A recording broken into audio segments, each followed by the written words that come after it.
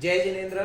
स्वागत है आप सब लोगों का यूटर्न स्पिरिचुअल के यूट्यूब चैनल पर, जिसमें आज हम आप सब लोगों के सामने एक बहुत ही स्पेशल वीडियो लेके आए हैं। और वो स्पेशल वीडियो इसलिए है क्योंकि आज हमारे समक्ष है वैरागन बहन, हमारी मुमुक्षु बहन श्री अदिति जी, जिनके लिए हम ये आज फ्रैंक डिस्कशन करने वाले हैं आप सब लोगों के सामने।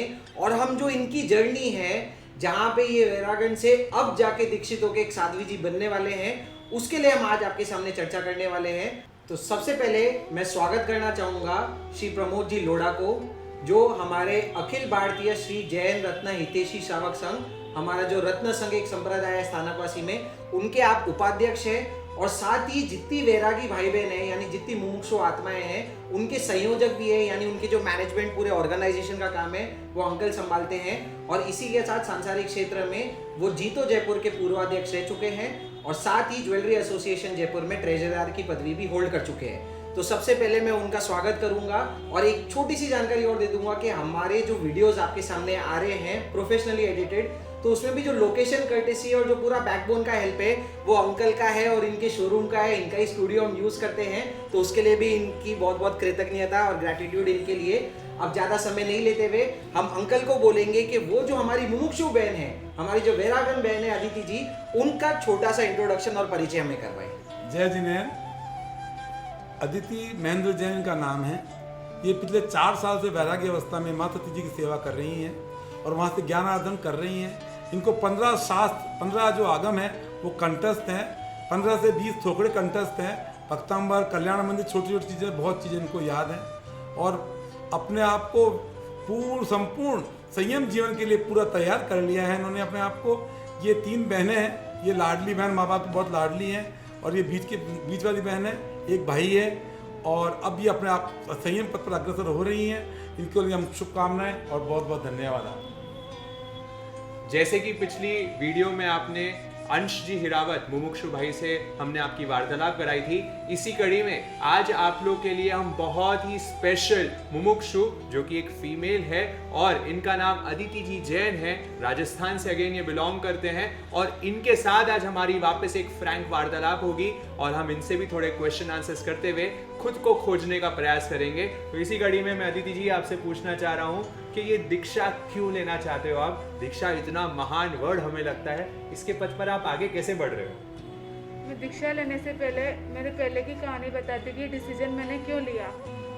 माँ सती जी महाराजा का 2012 में अलीगढ़ में, जहाँ पे मैं रहती हूँ, मतलब मेरे मम्मी पापा रहते हैं, वहाँ पे चातुर्मास हुआ।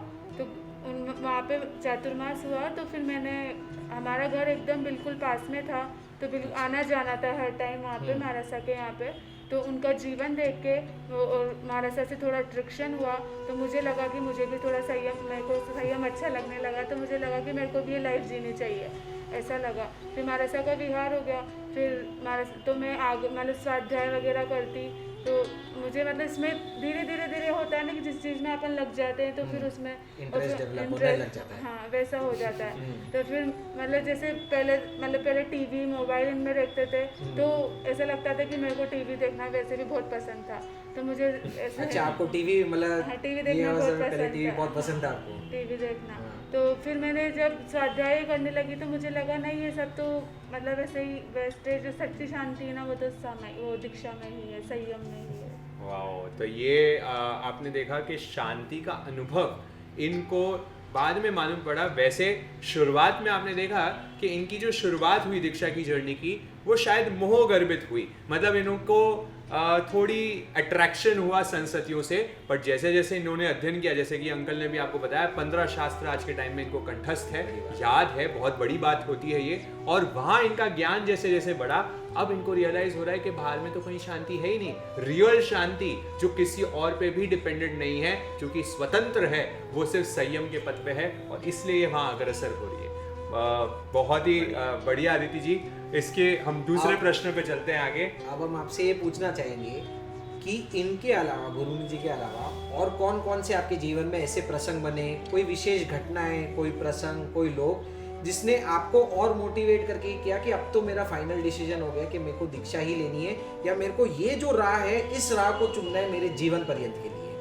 जैसा मैंने पहले बताया कि स्थानक और घर एकदम पास था, तो और मम्मी पापा के भी धर्म में शुरू से ही पूरी रुचि थी, मतलब वो भी एकदम आना जाना हर टाइम, मतलब तीनों चारों टाइम स्थानक जाना आना बचपन से ही। पहले भी मतलब जैसे सौभाग्यवती जी महाराजा का चातुर्मास हुआ, अलीगढ़ में चातुर्मास होते ही रहते हैं हर एक दो साल में, तो पास में घर होने की वजह से और घर परिवार के ऐसे संस्कार होने से मतलब धर्म तो मतलब पहले से ही अच्छा लगता था, लेकिन पहले थोड़ा बाहर का भी वो था। फिर महाराजा का जब जीवन देखा तो फिर ऐसे लगा कि नहीं संयम ही बेस्ट है, फिर उनकी प्रेरणा मिली, तो इस वजह से फिर धीरे धीरे आगम और स्वाध्याय से इसमें रुचि बढ़ती गई।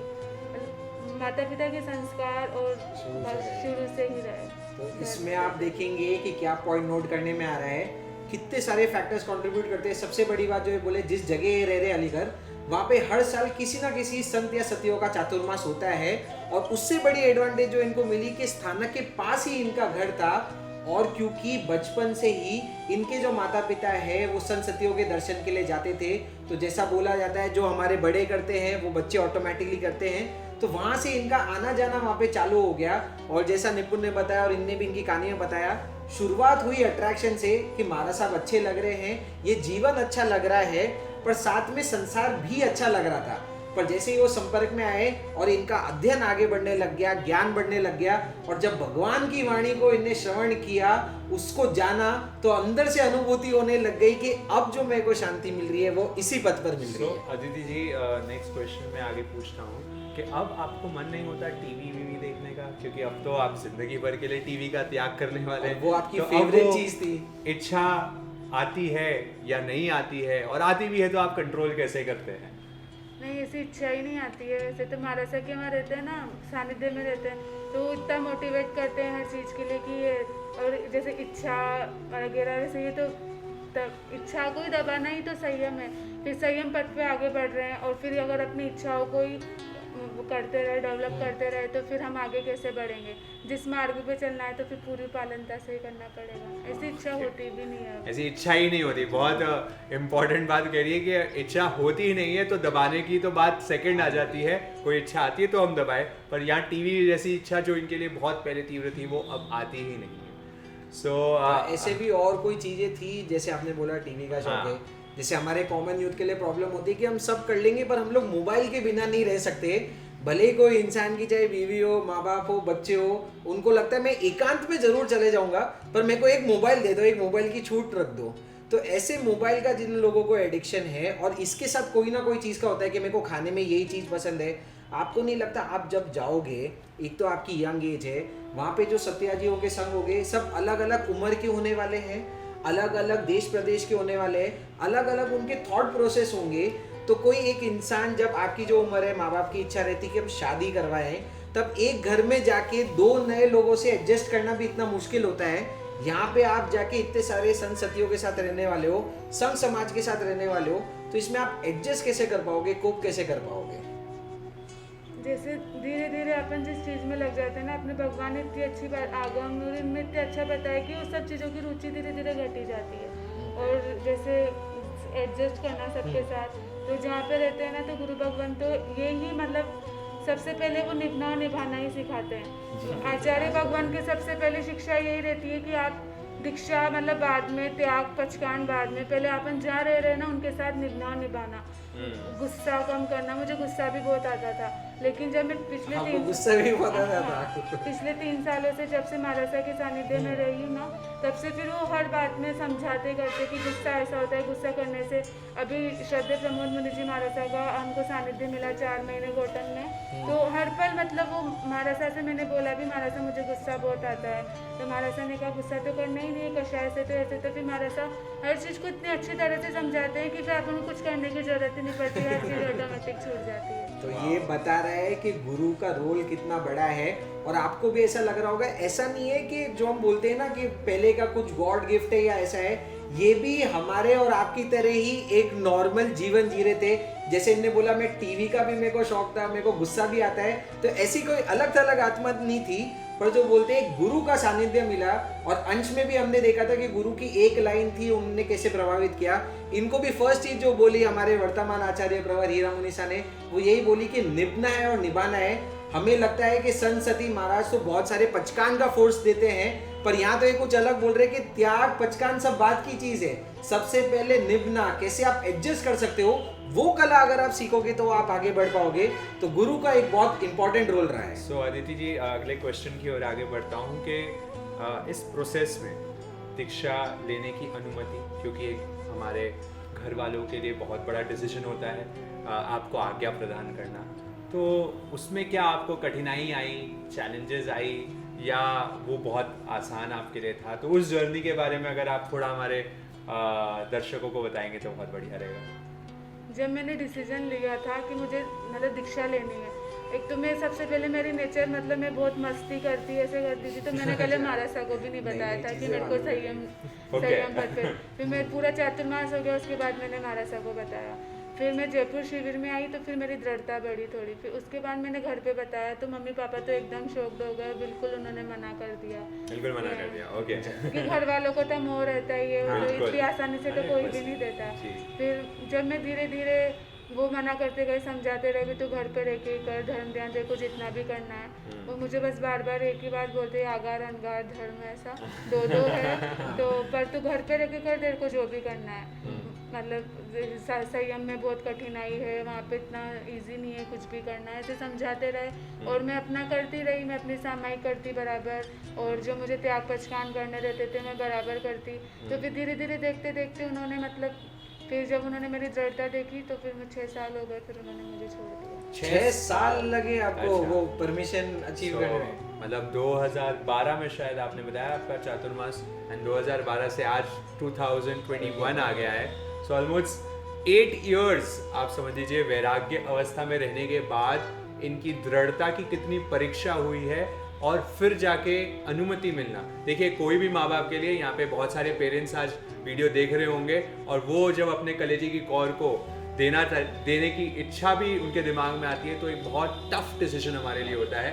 अगर हम छोटे मोटे हॉस्टल में भी भेजते हैं ना बच्चे को, तो 2 बार सोच लेते हैं कि 2 महीने के लिए, साल भर के लिए मेरा बच्चा जा रहा है, तो यहाँ पे तो जिंदगी भर की बात है।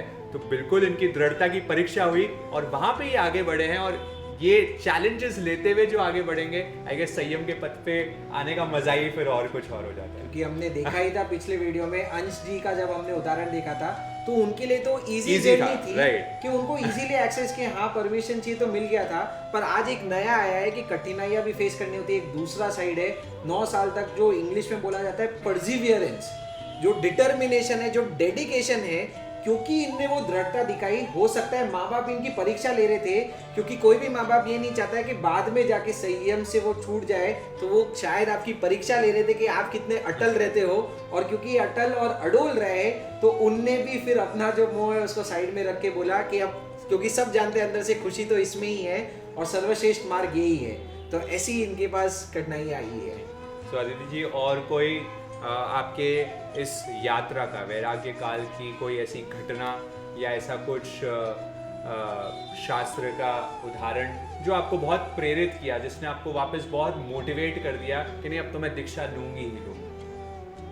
उत्तराध्ययन सूत्र का 19वां अध्याय मृगपुत्र का, उसको मतलब मैं बार बार पढ़ती थी, वो मुझे बहुत अच्छा लगता था। क्योंकि जैसे मेरे साथ भी वही सिचुएशन थी, और उनके साथ भी उनके माता पिता ने मतलब उनको बहुत समझाया किया, तो वो मुझे बहुत अच्छा लगता था उसमें, जैसे उन्होंने वो बताया ना। और अब भी मुझे ऐसा लगता है कि मम्मी पापा ने और जो परिवार वालों ने किया वो अच्छा किया, क्योंकि कोई चीज़ आसानी से मिल जाती है ना, उसकी इतनी वैल्यू नहीं रहती है। और जो चीज़ दृढ़ता से मिलती है ना, मुझे खुद को भी मेरा मतलब कि मैं सब कुछ कर सकती हूँ इतने में, और जो परिपक्वता मेरे मतलब अभी इतने टाइम बीतने के बाद आई है, शायद वो पहले नहीं आ पाती थी। जैसे जैसे समय बीतता गया वैसे वैसे मुझे मतलब संयम क्या है वो मैंने अच्छी तरह से जान लिया। तो मतलब ये बोल रहे हैं कि इनकी ट्रेनिंग तो अभी भी ये देखे कि माँ बाप का उपकार मान रहे हैं कि भले ही उनने डिले करवा दिया तो कितना अच्छा था।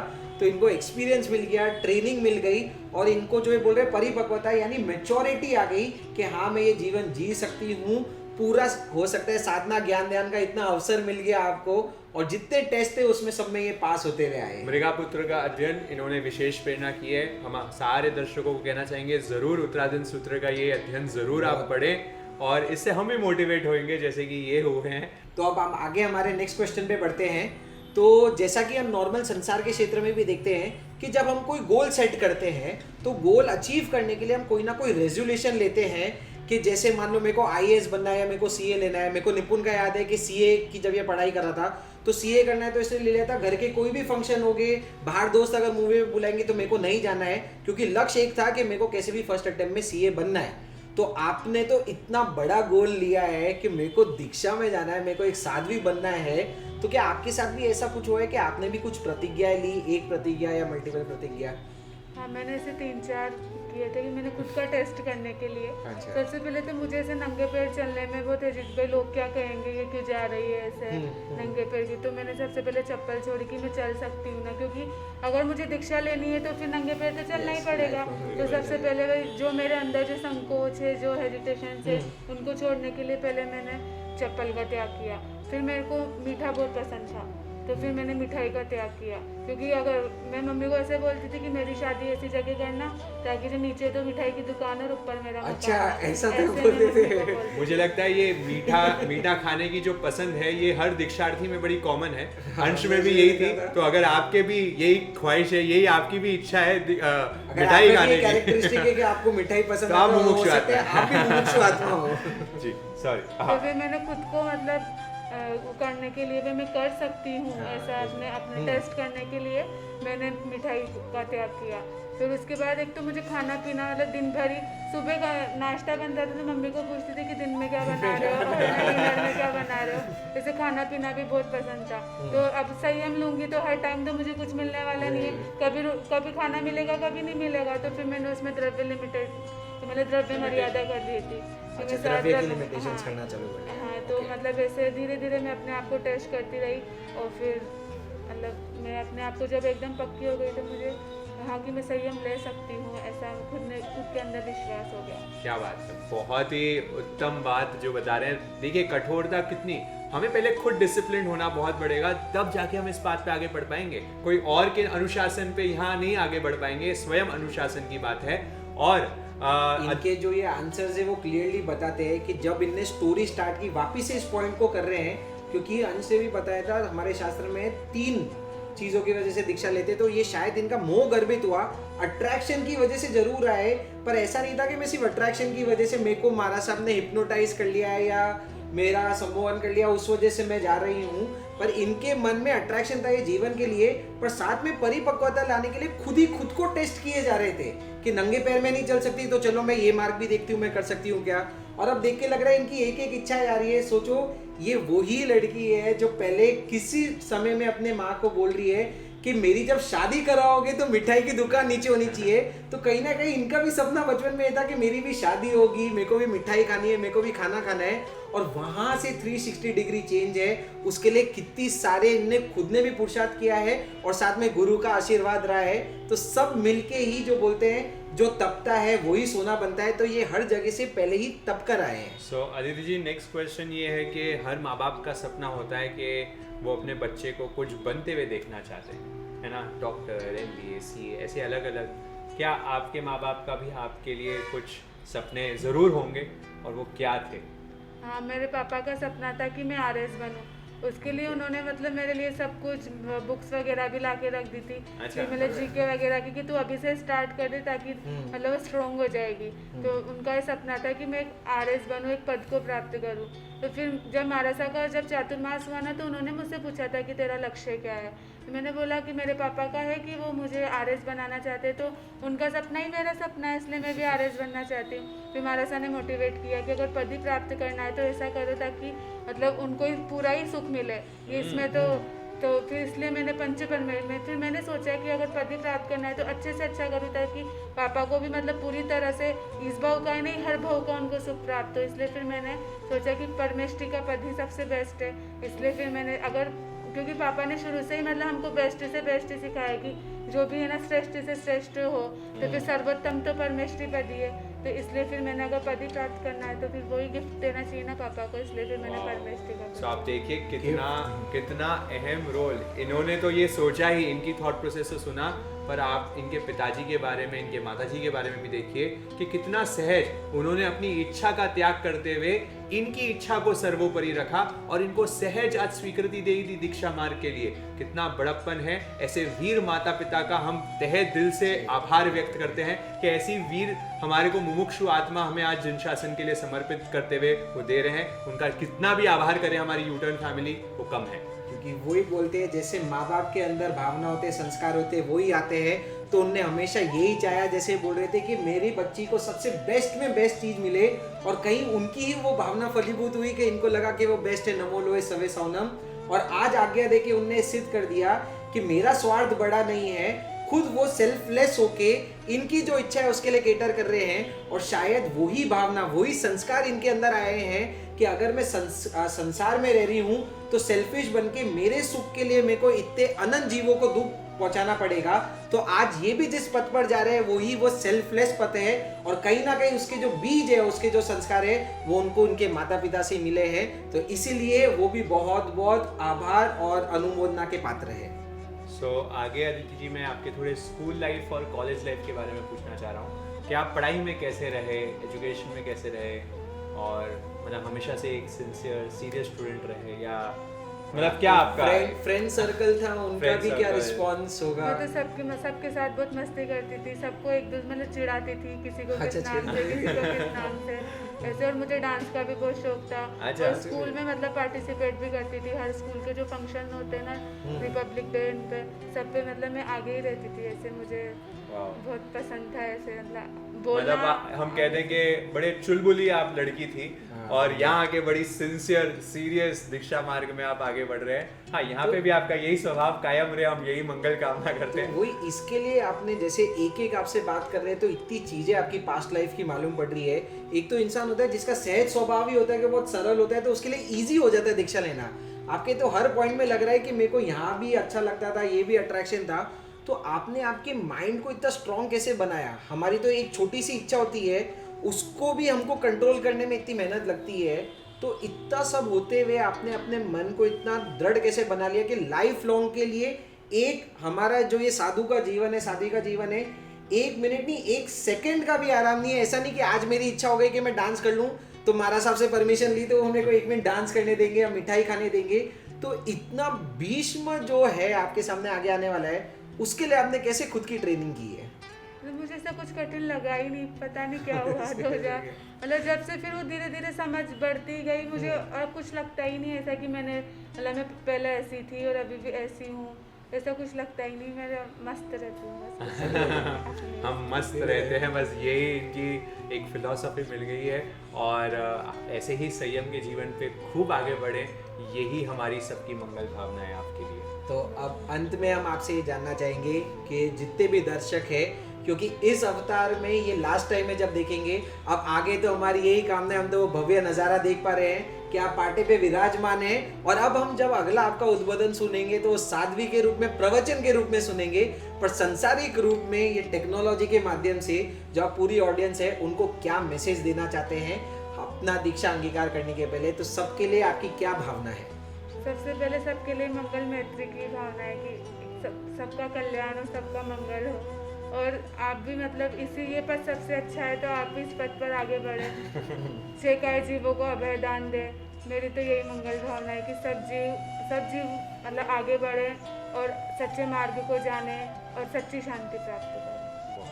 और लास्ट में मेरा आप सभी से निवेदन है कि अगर आप सभी दीक्षार्थी को कुछ उपहार देना चाहते हैं, कोई गिफ्ट देना चाहते हैं, तो यही कि अगर आप संयम ले तो मुझे बहुत खुशी होगी, और अगर संयम ना ले सके तो अपनी लाइफ को, अपने जीवन को थोड़ा तो संयमित करें। क्योंकि आज की इस युग में जो देखने में आ रहा है, आज के 5 पंचम आ रहा है, तो इसमें थोड़ा थोड़ा भी संयमित करके तो एक दिन आप भी संयम पथ पर आगे बढ़ सकेंगे। और मैं आप सभी से मेरी आग्रह भरी विनती है कि 9 दिसंबर 2021 को पूज्य आचार्य भगरत्न संघ के अष्टम पदतर पूज्य आचार्य भगवान हीराचंद्र जी महाराज तथा भावी आचार्य श्रद्धेय महेंद्र मुनि जी महाराज के सानिध्य में उनके मुखारविंद से मुझे वो दीक्षा का पाठ पढ़ाएंगे। आप सभी आकर मुझे आशीर्वाद प्रदान करें ताकि मेरी संयम यात्रा मंगलमय हो। सादर जय जय।